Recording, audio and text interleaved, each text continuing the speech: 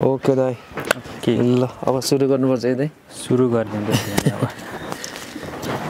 आज क्यामेराभित्र छिरिने भयो अब क्यामेराभित्र छिरिन्छ दाइ ल सबैभन्दा पहिले त सम्पूर्णमा नमस्ते मेरो नाम सागर गुरुङ अनि आज चाहिँ हाम्रो आदरणीय दाइ युवराज बराल दाइको दारी कपाल चाहिँ मैले काट्ने सौभाग्य मिलेको छ दाइ कस्तो लागिरहेछ हजुरलाई खुसी लाग्यो आज भाइको हातबाट कपाल काट्दा हजुर आउँदा दिनहरू पनि यसै गरी सेवा दिइराख्नु हजुर दाइ सफल हुनु आफ्नो कामलाई निरन्तरता दिनु कर्तव्यबाट पछाडि नहट्नु हस् दाइ थ्याङ्क यू सो मच दाइ हजुरको आशीर्वाद लागोस् है अब सुरु गरौँ भन्दै दाइ ओके कसरी काट्ने दाइ लाउरे स्टाइल है नर्मल लाउरे स्टाइल ल हुन्छ दाइ ल म सुरु गरिदिन्छु गफ गर्दै होइन दाइ पुरानो यादहरू पुरानो कुराहरू गर्दै दाइ त हामीभन्दा त अब धेरै सिनियर हुनुहुन्छ नि बाहिर सुकुराज स्कुलमा त एक दुई पटक त कति क्लासमा पढ्दाखेरि काखमा त लिएको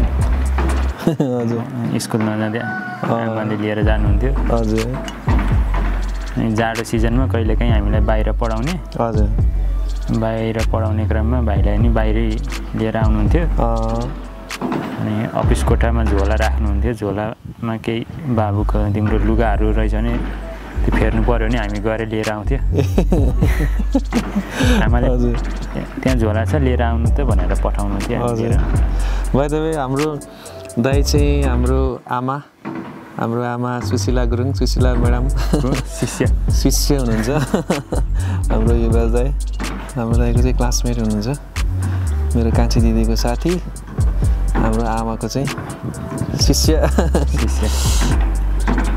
र अहिले आजको हाम्रो फेड ब्रिगेडको चाहिँ पोडकास्ट सिरिजको चाहिँ हाम्रो एकदम तेस्रो पाहुना हुनुहुन्छ हाम्रो दाइ मजाले फेड गरिदिन्छ है त दाइ लाउरीहरूले जसरी काट्छ नि हजुर त्यही स्टाइलले काटिदिनु ल हुन्छ ल अरू चाहिँ त्यसलाई चाहिँ कसरी मिलाउनु पर्छ आफै ओके दाइ हस्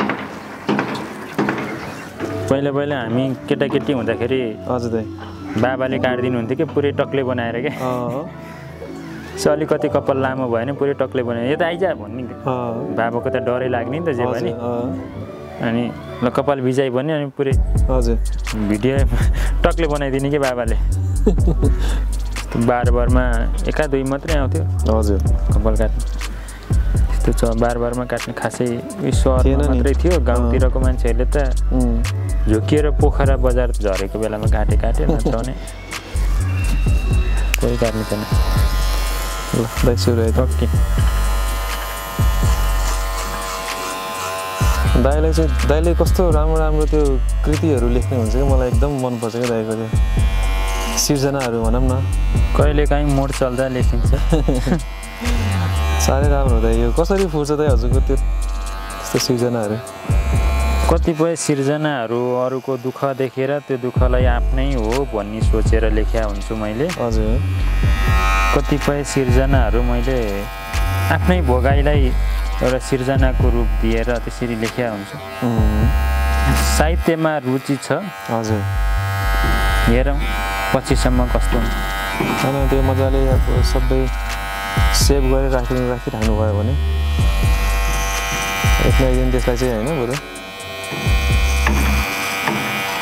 सबैमा मजाले के अब के भन्छ त्यो एल्बमै बनाएर थोरै साहित्यिक अग्रजहरूको पनि सङ्गत छ हजुर केही त्रुटि भयो भने उहाँहरूले नि यसमा यस्तो गर्नुभए हुन्थ्यो बाबु भनेर सजेस्ट दिनुहुन्छ हजुर जस्तो त्यो कृतिहरूलाई चाहिँ के भनिन्छ त ठ्याक्कै कविता त्यो मैले त्यसरी कविता भनेर कविता पनि भन्दिनँ मुक्तक गजल भनेर मुक्तक गजल पनि भन्दिनँ एउटा सामान्य लेख भन्छु मैले त्यसलाई जसलाई चाहिँ आफ्नो पीडा एउटा लेखको माध्यमबाट व्यक्त गर्छु मैले त्यही भएर मैले त्यसलाई कुनै शीर्षक दिएको हुन्न मैले कुनै पनि मेरो आफ्नो लेखलाई मैले शीर्षक दिएको हुन्न हजुर त्यो चाहिँ कुनै पनि बेला आफ्नो दिमागमा मन मस्तिष्कमा आउने बित्तिकै होइन कुनै पनि बेला फुर्न सक्छ त्यो चाहिँ कुनै पनि बेला फुर्न सक्छ त्यो शब्द मिठो लाग्यो त्यहाँ त्यो सुनेको सुनाइलाई मिठो लाग्यो भने हजुर नोट गरेर राख्छु अनि कुनै बेला ती शब्दहरू फेरि समेटेर त्यसलाई एउटा सामान्य लेख बनाएर हजुर दिने गर्छु मैले एउटा त्यो प्राकृतिक देनको पनि असर हुन सक्छ हैन। अब भनौँ न अब हाम्रो यो पुम्दी भूमि त अब कस्तो राम्रो ठाउँमा छ नि त हैन। हाम्रो पुम्दी भूमि धेरै रमाइलो छ। हजुर बाढी पहिरोको डर छैन। भूकम्प आइहाल्यो भने त्यस्तो भयभीत हुने ठाउँ छैन। 2 मिनट पैदल हिँडेर माथि शिखरमा पुग्यो भने रमाइलो हिम श्रृङ्खलाहरू देख्न सकिन्छ। मनमोहक दृश्यहरू देखिन्छ। हजुर त्यसैको असर होला अहिले केही लेख्ने सौभाग्य मिलेको। त्यही त नि त्यो आफ्नो वरिपरिको त्यो इन्भाइरोमेन्टले नि असर पार्छ नि त। पारिवारिक वातावरण प्राकृतिक वातावरणले त्यही त को मेलले। हजुर त्यसलाई गीतहरू पनि गाउन आउँछ? गीतहरू त गाउन आउँदैन। हजुर सुन्न चाहिँ सुनिन्छ कहिलेकाहीँ। यो गीतहरू मैले अब यसो विचार गर्दाखेरि क्या दाइ गीत सङ्गीतहरूमा चाहिँ त्यो पुरानो बाजे बजेहरूलाई चाहिँ हजुर यो हुन्छ नि कस्तो राम्रो राम्रो भाकाहरू टुक्काहरू आउँदो रहेछ क्या दाइ। अब पहिला त अहिलेको जस्तो मोबाइलको जमाना यस्तो छैन नि त। छैन। अब मनोरञ्जनको माध्यम नै अब साथीभाइहरू भेट हुने गीत गाउने रोदी बस्ने वन जङ्गल घाँस दाउरा गर्दाखेरि एक ठाउँमा जम्मा भएर यसो दुखेसो पोख्ने माध्यम भनेको गीत सङ्गीत थियो। हजुर त्यो भएको भएर नि पहिलाको बुढाबुढी बाजे बजेहरूसँग भलाकुसारी गर्दाखेरि चाहिँ मैले फिल गरेँ कि हजुरलाई कस्तो लाग्छ? छैन एकदम राम्रो। उहाँहरूले आफ्नो वास्तविकतालाई उहाँले त्यसरी गीतमा उतारेर भन्नुहुन्थ्यो कि त्यसले गर्दा त्यो पुरानो भाकाहरूलाई संरक्षण गर्न सक्यो भने हजुर भावी पुस्ताहरूले हाम्रो यस्तो पुर्खाहरूले यसरी यो शैलीमा यसरी गीत सङ्गीत गाउनुहुन्थ्यो सुन्नुहुन्थ्यो भन्ने एउटा प्रेरणा मिल्थ्यो। हजुर दाइ त कति वर्ष हुनुहुँदै? मेरो त वर्ष अहिले 42 रनिङ है। 40-45 रमाउला। त्यो गीत मैले अहिलेसम्म पुरै सुनेकै छैन। सुन्नुहोस् न दाइको लागि चाहिँ लाइफ चाहिँ के रहेछ दाइ यो 42 वर्षसम्म आइपुग्दाखेरि 42औँ वर्षसम्म आइपुग्दाखेरि? मेरो बुझाइमा जिन्दगी एउटा सङ्घर्षको मैदान हो। गाह्रो भयो अप्ठ्यारो पर्यो भनेर पछि नहट्नु। हजुर हरेस नखानु। जति दिन बाँचिन्छ त्यति दिन आफू पनि खुसी हुनु अरूलाई पनि खुसी हुन सिकाउनु। खुसी बाँडेर बाँच्नु। कुनै रिस राग गरेर मरेर लानु केही पनि छैन। त्यो त हो। मरेर पनि बाँचिरहने कृति छडेर जान्छ ताकि भावी पुस्ताले यो मान्छे यस्तो थियो भनेर गुण गाइरहोस्। त्यो खालको काम गर्नु। हामी जस्तो युवाहरूलाई केही सन्देश केही छ त? युवाहरूको लागि त अब युवाहरू अहिलेको युवाहरूमा अलिकति मैले देखेको कतिपय ठाउँमा मैले प्रत्यक्ष देखेको प्यारेन्ट्सहरूप्रति त्यति वफादार नभएको देख्छु कतिपय ठाउँमा। त्यसले गर्दा उनीहरू पछुताइरहेको हुन्छ क्या कुनै न कुनै मोडमा पुगेर। हजुर त्यो पछि गएर पछुताउनु भन्दा कुनै पनि कदम चाल्नु अगाडि त्यसबाट पर्ने असरलाई मनन गरेर त्यसले आफूलाई कुन स्थानमा पुर्याउँछ कस्तो असर दिन्छ त्यो सबै कुराहरू विचार गरेर मात्रै कदम चाल्नु। हजुर अहिले हाइलाइटमा आउँछु भनेर 2-4 दिन मिडियामा रमाउँछु भनेर होइन पपुलारिटीको लागि चाहिँ कुनै पनि गलत काम नगर्नु। अनि यो विशेष गरी अब युवाहरू यो कुलतमा फसिरहेको छ नि दाइ फसेछ नि। कुलतमा फस्ने युवाहरू त अब यस्तो छ। अब पहिला हामी सानो हुँदाखेरि पैसाको धेरै महत्त्व थियो। त्यो बेलामा हामी 1 रुपियाँ कसैले दियो अथवा हामीले बाटोमा हिँड्दा भेट्यौँ भने नि ओहो 1 रुपियाँ भेटाइयो भन्थ्यो। त्यो 1 रुपियाँको खानेकुराले हामीलाई खाना खाए बराबरको खाजा किन्न पुग्थ्यो। अब अहिले 1000को भ्यालु हुँदैन। 1000ले टन्न अगाउने गरी खाना पुग्दैन। त्यो अहिले भ्यालु पैसाको भ्यालु नभएको भएर पनि अलिकति युवा माझमा त्यो कुलततिर जाने वातावरण सिर्जना भएको हो कि हजुर भन्ने लाग्छ। पैसाको महत्त्व बुझौँ, जिन्दगीको महत्त्व बुझौँ। अहिले बाबु नानीहरू कति मार्दै? बाबु एलकेजीमा, नानी 7मा पढ्छ। हामी 2, हाम्रो 2 त्यसैमा सन्तुष्ट हुन्छ नि। स्विट फ्यामिली हो नि त, छोरी र छोरा। पहिलाको जेनेरेसनमा एउटा के थियो भने हाम्रो बुवाहरूको पालामा, हजुरबाबुहरूको पालामा हजुर कुनै पनि महिलाले छोरालाई जन्म दिएन भने त्यो महिलालाई पारिवारिक दबाबमा राखेर त्यो माथि अभद्र व्यवहार गरिन्थ्यो, तुच्छ वचनहरू बोलिन्थ्यो, उसलाई बढी दुःख दिइन्थ्यो। त्यो सिस्टम चाहिँ फेरि अहिलेको जेनेरेसनमा छैन। अहिलेको जेनेरेसन जे छ त्यसमा खुस छ त्यो सन्तानको विषयमा। हजुर छोरा पाउने भनेर वर्षनी बच्चा जन्माउँदै गर्दा 9वटा 10वटासम्म छोरी पाइरहेको हामीले प्रत्यक्ष पनि देखेका छौँ। हजुर त्यही भएर जे छ आफ्नो सन्तानलाई माया गरौँ, छोरा र छोरीमा भेदभाव नगरौँ। जाडो महिना पनि अब त बिस्तारै हट्दै गर्छ नि।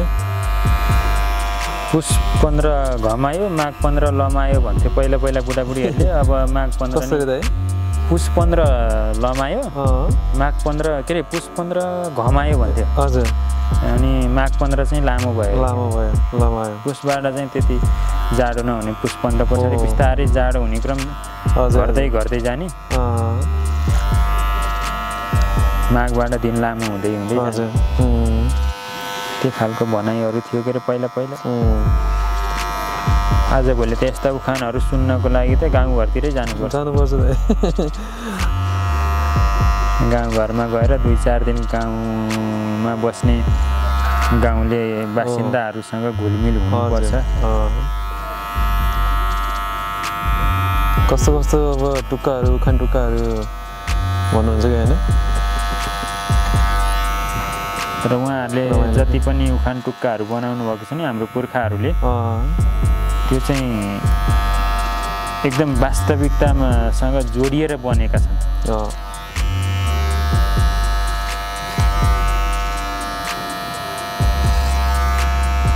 आफ्नै बारीमा आफ्नै हातले रोपेर फलाएको। हाम्रो दाइले कस्तो राम्रो, कति मजाको काउली लिएर आउनुभएको छ है। विशेष गरिकन हाम्रो आमाको लागि लिएर आउनुभएको छ। त्यति धेरै कोसेली, काउली, दुध, मही। यो पनि एउटा संस्कार हो कि मलाई मेरो आमा बाबाले के सिकाउनु भएको थियो भने कुनै पनि मान्यजनको घरमा जाँदाखेरि खाली हात नजानु रे। सामान्य एक चिज केही न केही भयो नि लिएर जानु रे। विशेषतः गुरुको घरमा जाँदाखेरि चाहिँ खाली हात नजानु। हजुर यो त मेरो गुरुको घर। धेरै धेरै धेरै धन्यवाद दाइ। काउली कस्तो मजाको हो, कति ठुलो साग। त्यस्तै मैले गत साल 5 केजीकोसम्म फलाएको थिएँ एउटा काउली है। भनेपछि व्यवसाय यो बेच्नको लागि चाहिँ राख्नु भएको छैन? त्यसरी व्यावसायिक भनेर पूर्ण रूपमा व्यावसायिक चाहिँ होइन। त्यसरी आफन्तलाई दिएर आफूले खाएर नि बच्यो। बिक्री गर्न बजारसम्म लगिएन, गाउँबाटै बिक्री भएन भने चाहिँ हजुर काटेर सुकाएर राखिन्छ। हजुर पछि बर्सातको समयमा सजिलो हुन्छ तरकारी। त्यसलाई फेरि भिजाएर खान मिल्दैन टाइममा, भिजाएर थोरै थोरै मिसाएर खान। मासुको सुकुटी हुन्छ भने भेजिटेबलको पनि सुकुटी हुन्छ। हो त्यही त। अनि यो चाहिँ विदेशतिर अझै ठिक हुनेछ कि त, विदेशतिर पठाउन कि? विदेशतिर पठाउन ठिक हुन्छ नि। जस्तै अब करेलाको सुकुटी है, यो पनि काउलीकै सुकुटीहरू पनि बनायो। काउली, करेला। अनि आजभोलि त इस्कुसहरू पनि सुकाएर राख्छ। पहिला इस्कुस अब कोही ठाउँमा इस्कुस भन्छ, कसैले फेरि इसारा भन्छ। इसारा हजुर हुन्छ। त्यो पनि सुकाएर राख्छ। लौकाहरू सुकाएर राख्छन्। पहिला गाउँतिर जानुपर्छ, त्यो विशेष गरी ढुङ्गाले छाएको घरमा अथवा टिनले छाएको घरमा त्यो पालीमा त्यो गारोसँगै जोडेर एउटा सानो पेटी बनाइएको हुन्थ्यो कि हजुर हो त्यो पेटीमा चाहिँ लरै त्यो आफ्नो बारीमा खेतमा फलेको फर्सीहरू राखिन्थ्यो कि कुनै घरमा त अब थुप्रै पनि हुन्थ्यो अब 18-20वटा 20-25वटा फर्सीहरू सानो ठुलो गरी राखिएको हुन्थ्यो सबै प्रकारको लामो खाले गोलो खाले आजभोलि त्यसरी गाउँघरतिर नि फर्सी नफल्या हो कि नराख्नु भएको देखिँदैन त अन्त पहिला पहिला गाउँतिर गयो टन्न फर्सी देखिन्थ्यो त्यो अनि पछि चैतमा खाने उसिनेर खानुहुन्थ्यो कतिपय ठाउँमा तरकारी खाने हामी जङ्गलबाट भ्याकुर भन्ने ल्याएर हामी उसिनेर खान्थ्यौँ हजुर आमाहरूले जङ्गलमा घाँस दाउरा गर्न जाँदा लिएर आउने हामी ल्याएर उसिनेर खाने जङ्गली कन्दमूलहरू नि धेरै खाइयो आमा बाबाले ल्याएर त्यो त एकदम पावर हुँदो त्यो त अहिले अब अहिले आफूले चिज देखे चिनिन्छ त्यो त्यसको बोट चिनिँदैन जङ्गलमा अझै नि त अब खोजी लाएर हेऱ्यो भने त थियो होला हजुर अनि अहिले कतिपय जङ्गलको वनस्पतिहरू यो मान्छेले अन्जानमा आगो लगाइदिँदाखेरि मासिएर गयो कि हो त्यो पनि अलि राम्रो होइन त है प्रकृतिसँग खेलवाड गर्नु हुँदैन आफैलाई हानि गर्छ त्यो घाँस राम्रो आउँछ भनेर त्यो त्यो सर्प चराचुरुङ्गी सबैको घरवास त उड्यो नि त पानी हाल्छु प्रकृतिलाईसँग न्यु खोजिरहेछ अनि हामी हजुर कसरी त्यसलाई संरक्षण गर्न जान्छ त्यही त नि दा यो चाहिँ टुप्पी त्यो राख्नुपर्छ होला है राख्दा पनि हुन्छ नराख अप्ठ्यारो भयो भने फालिदिँदा नि हुन्छ केही फरक पर्दैन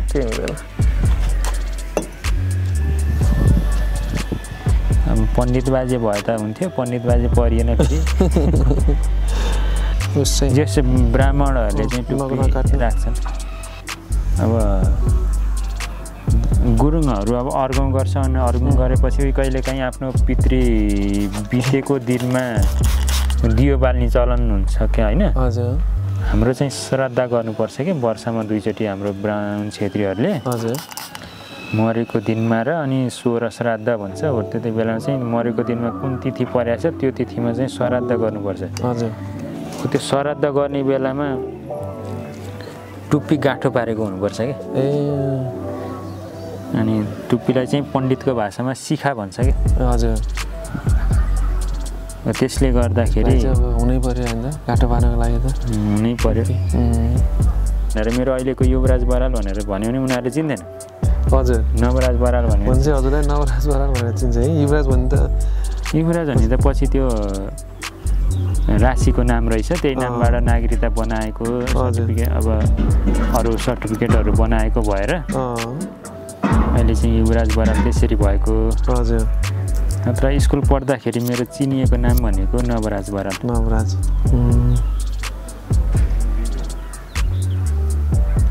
दाइको त्यति बेलाको समकालीन साथीहरू अहिले त कता कता हुनुहुन्छ होला है अहिले धेरै हुनुहुन्न सम्पर्कमा बाटोमा कहिलेकाहीँ कोही भेटिनु भयो भने बोलचाल हुन्छ हजुर नत्र सम्पर्कमा त्यसरी बोलचाल छैन अनि अब कोही औषधिहरू खाइरहनु पर्छ औषधिहरू खाइरहनुहुन्छ मेरो सोच के भने अब बाबाको त सेवा गर्न पाइएन होइन कता कता भइयो बाबाको मैले लास पनि देखेन क्या त्यही भएर आमालाई चाहिँ आफू सक्दो सेवा गरौँ भन्ने छ आमा रहिरहनुहोस् आमाको 84 पूजा गरौँ भन्ने छ हेरौँ अब भाबीले के लेखिदिनु भएको छ गर्नुपर्छ दाइ गर्नु पनि सकिन्छ अहिले कति वर्ष हुनुभयो अहिले 76 वर्ष लाग्नुभयो घरमा नि हामीले आजभोलिको जेनेरेसनले के गर्छ भने बुढाबुढीहरू भयो उनीहरू त पहिला त त्यही वातावरणमा हुर्केको भएर अहिले हामीले गरेको कामहरू उनीहरूलाई मन पर्दैन नि त हजुर अनि उहाँहरूले केही गुनगन गर्नुभयो भने त्योबाट हामीले झिँजो मानेर उहाँहरूलाई वृद्धाश्रम लगेर छोड्छौँ क्या अनि वास्ता गर्दैनौँ त्यो गलत हो तर घरमा जस्तो सुकै भए पनि के जति करानी जे गरे पनि अभिभावक भएको घर र नभएको घर छुट्टै हुन्छ कि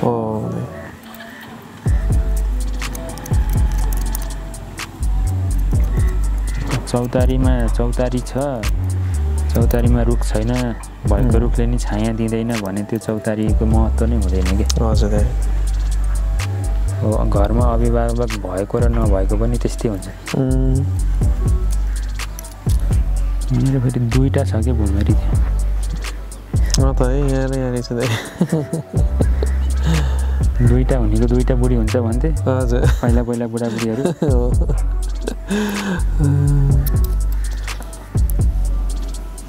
त्यो चाहिँ दाइले रङ स्थापित गरिदिनु भयो नि त खोइ रङ नै त भन्ने होला अहिलेसम्म आफ्नो वैवाहिक जीवनबाट खुसी नै छु 15 वर्ष भयो 16 वर्ष लाग्यो 15 वर्ष भयो 15 वर्ष पुरा भएर 16 वर्ष लाग्यो यो वैवाहिक जीवनलाई सुखमय बनाउनको लागि चाहिँ तपाईँको विचारमा चाहिँ के रहेछ दाइ यसो सजेसन दिनु न त आफ्नो भाइ पनि एकअर्कालाई बुझ्ने एकअर्काले गरेको कामलाई प्रोत्साहन स्वरूप साथ सहयोग सपोर्ट गर्ने सल्लाह गरेर कुनै पनि काम गर्दा वैवाहिक जीवनमा बाँधिसकेपछि एकलौटी निर्णय चाहिँ नगर्ने पारिवारिक सल्लाहमा गरेका कामहरू सफल हुन्छ बुझ्नु पर्यो कि एकअर्काले हजुर छेडभरलाई नभएर यो मेरो लाइफ टाइमको लागि साथ दिने मान्छे हो हरेक सुख दुःखमा प्रत्येक कदममा साथ दिने मान्छे हो भनेर मनन गर्नु पर्यो त्यही भएर पहिला बुढाबुढीहरू भन्छ नि एउटा उखान टुक्का के अरे पछि हेर्नु के अरे अघि हेर्नु 4 हात पछि हेर्नु 12 हात भन्छ कि म त्यो अघि र पछिमा म कन्फ्युज हुन्थेँ कि पहिला के भन्यो होला नि अघि जम्मा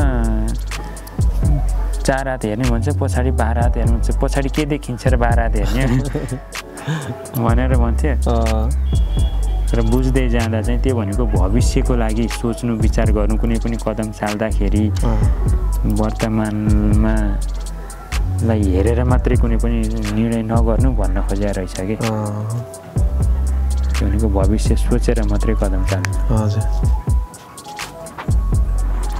कस्तो राम्रो होइन यो त कस्तो राम्रो विचार के है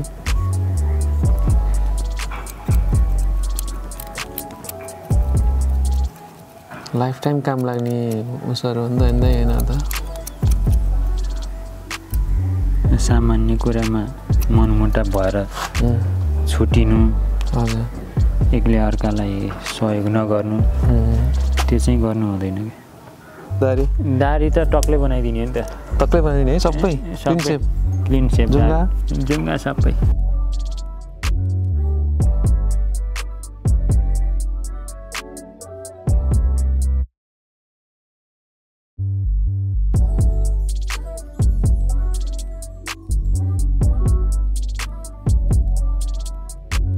ल दाइ कस्तो हजुर सकियो आजलाई आजको कार्यक्रम यही विश्राम हुन गइरहेको छ हजुर दाइ कस्तो लाग्यो दाइ अन्तिममा के भन्न चाहनुहुन्छ कुनै भाइलाई धेरै चाहनुहुन्छ भने धेरै धन्यवाद भाइको यो अमूल्य समयको लागि हजुर यस्तै गरी धेरै खुसी र हौसला लिएर अगाडि बढ्नु हस् थ्याङ्क यू सो मच दाइ दाइहरूको आशीर्वाद लागोस् होइन अनि अन्तमा हजुरको समकालीन साथीहरूलाई कुनै मेसेज छ भने भन्न सक्नुहुन्छ हाम्रो यस समकालीन साथीहरूलाई कसैले यो भिडियो हेर्नुभयो र मलाई चिन्नुभयो भने सम्पर्कमा आउनु होला जो सम्पर्कमा हुनुहुन्न हस् ल यति भन्दै आजलाई चाहिँ बिदा होइन त दाइ हस् ल आजलाई चाहिँ ल धन्यवाद ल ओके बाई बाई धन्यवाद आजलाई आजको दिन पनि बित्यो यति भएपछि ओके बाई बाई दाइ ल बाई बाई हस्